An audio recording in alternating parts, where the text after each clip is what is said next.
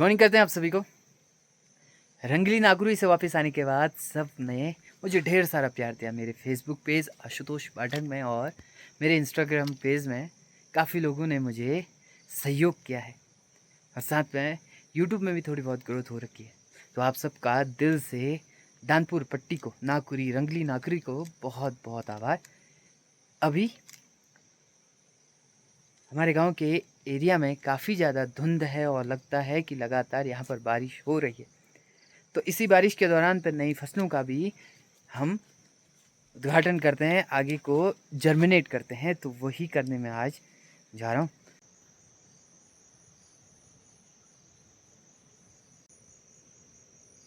मैं हर बार इस डलिया के बारे में कुछ न कुछ बताते रहता हूँ। इससे मैंने आप लोगों को मधुमक्खियों को पकड़ते हुए दिखाया और इसमें हरेला भी डलता है।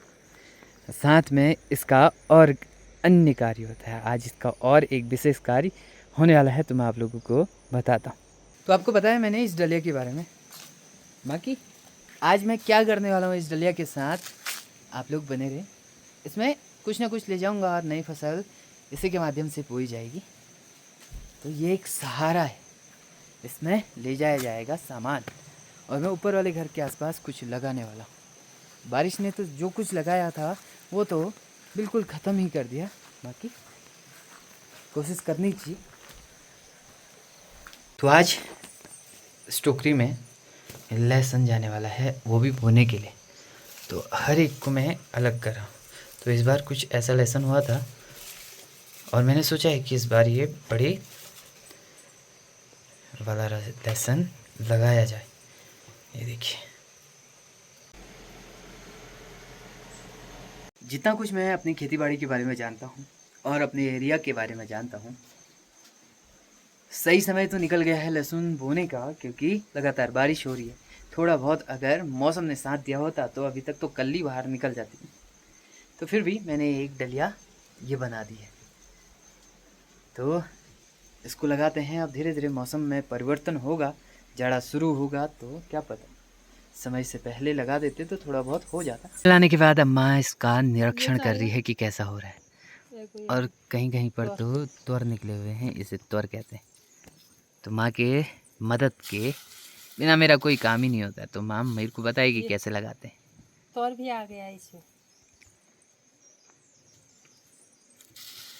तो ऐसा हेरफेर रहता है माँ की जबान में कि कहना कुछ और चाहती है और कह कुछ जाती है। अभी क्या कह रही थी, क्या कह रही थी मम्मी? घा लगो कोड़े, घा काटण सुजे के कोनी ये कुछ ऐसा। आप जो ना बुला बस, इसमें वो लाइन गाड़ के करेगा ना, जल्दी जा। तो माँ ने पहले ही खोदा हुआ था, अब सिर्फ इसको लगाना ही लगाना है। तो बराबर कर रही है खेत को। देखिए, छोटी सी चीज़ लगाने के लिए भी इतना कुछ परिश्रम करना पड़ता है, और परिश्रम का पहाड़ों में फल तो नहीं मिलता है। फल लगने के टाइम पर कुछ ऐसा ही बरसात का मौसम हो जाता है या कुछ और अन्य चीज़ हो जाती है। फिर भी माँ की तरह लोग बाग मेहनत करते रहते हैं। शुरुआत कर दी है, अब एक एक पीस को लगा रही है। अरे मर लगाया नहीं। तो लास्ट है, अब लहसुन ख़त्म हो गया। जो लहसुन लगाने की प्रक्रिया हमने शुरू की थी वो बारिश की वजह से अब रोकना पड़ेगा, और इन सभी जानवरों को अंदर बांधना पड़ेगा, इसको भी। और जो घास है बाहर पर, उसे कुछ ऐसे मैंने तो रख दिया है, पर इनको अंदर बांधना है अब।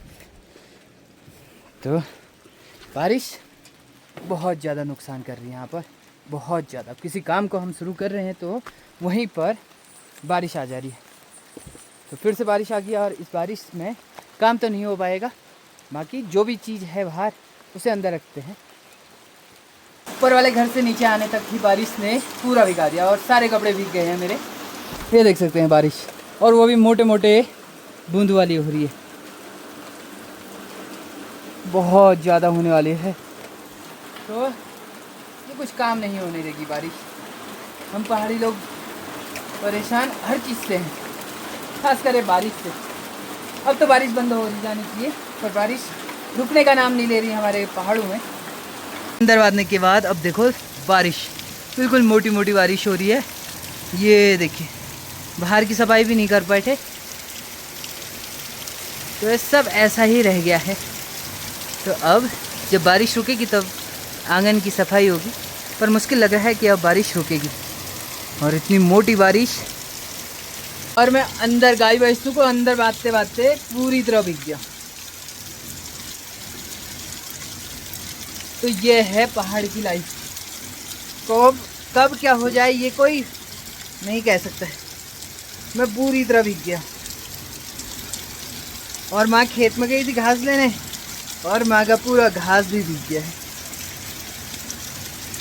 तो अभी तक तो जब मैंने काम शुरू किया था उस समय बढ़िया साथ धूप थी, पर अब तेज बारिश।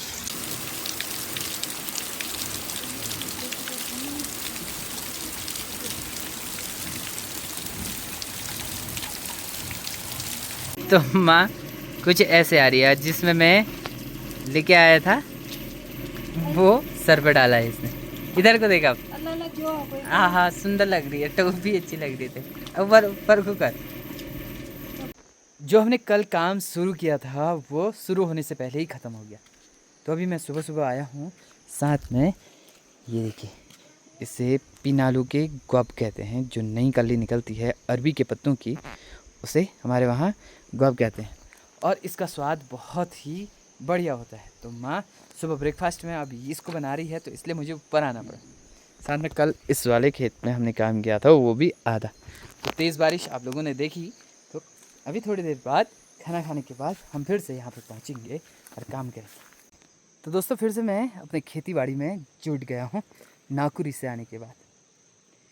आज माँ ने मुझे लाई बोने के लिए बोल रखा है। अभी मैं आप लोगों को बीज दिखाता हूँ लाई के, और यहाँ पर बोना है, देख सकते हैं यहाँ पर हमने गोबर की खाद रखी थी, और सुअर आया, 1 दिन नहीं 2 दिन नहीं, वो 10-12 दिन यहाँ पर आ गया, और यहाँ पर उसने पूरा इलाका ख़त्म कर दिया है। अब मैं इसी में थोड़ा बहुत लाई बो देता हूँ, अगर वो नहीं आया तो लाई देखने को मिलेगी और खाने को भी मिलेगी। तो यहाँ पर मैं काफ़ी देर से लगा हूँ इसको सही करने में। ये भी काम फटाफट कर लेते हैं और फिर उसके बाद देखते हैं कि क्या कुछ होता है। लगभग इसमें 2 घंटे लग जाएंगे मुझे सही करने में, क्योंकि वहाँ ज़्यादा मिट्टी है, यहाँ ज़्यादा मिट्टी है, बीच में बिल्कुल मिट्टी नहीं है। तो ये सारी मिट्टी बराबर लेवल में करनी है, और उसके बाद ये सब कुछ बोना है। तो मैं 2 घंटे का काम इसलिए बता रहा था क्योंकि जो इसमें हमने मडुआ बोया था वो सारा उसने मिक्स कर दिया मिट्टी के साथ, और जो मडवे का बचा हुआ अवशेष होता है वो इतनी जल्दी गलता नहीं है। तो ये पूरा ऐसे करके इसमें से ये सारे निकालना है कूड़ का बाड़ा। और जिस चीज़ को मैं बोने वाला हूँ लाई, उसका जो जड़ होता है वो बहुत नाजुक होता है, नीचे उसको फैलने के लिए अच्छी जगह चाहिए। अगर ऐसा रहा तो उसमें बिल्कुल भी नहीं फैल पाएगी, जड़ें फंस जाएंगी और नीचे पत्ते नहीं बन पाएंगे। तो ये भी करना बहुत ज़रूरी है।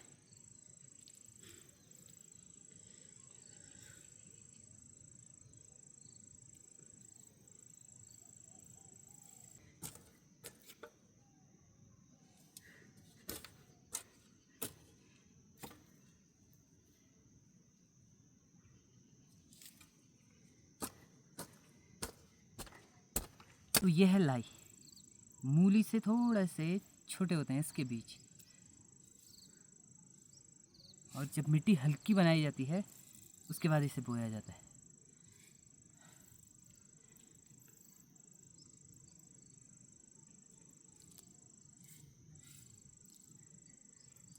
और ये खाने में इतना लाजवाब होता है, बहुत ही लाजवाब। इसकी खुशबू अरे गजब की होती है। अगर ये सुअर के हफ्ते से बच जाता है तो तब जाकर इसका स्वाद ले पाऊँगा, नहीं तो मुझे लगता है ये मुश्किल ही रहेगा।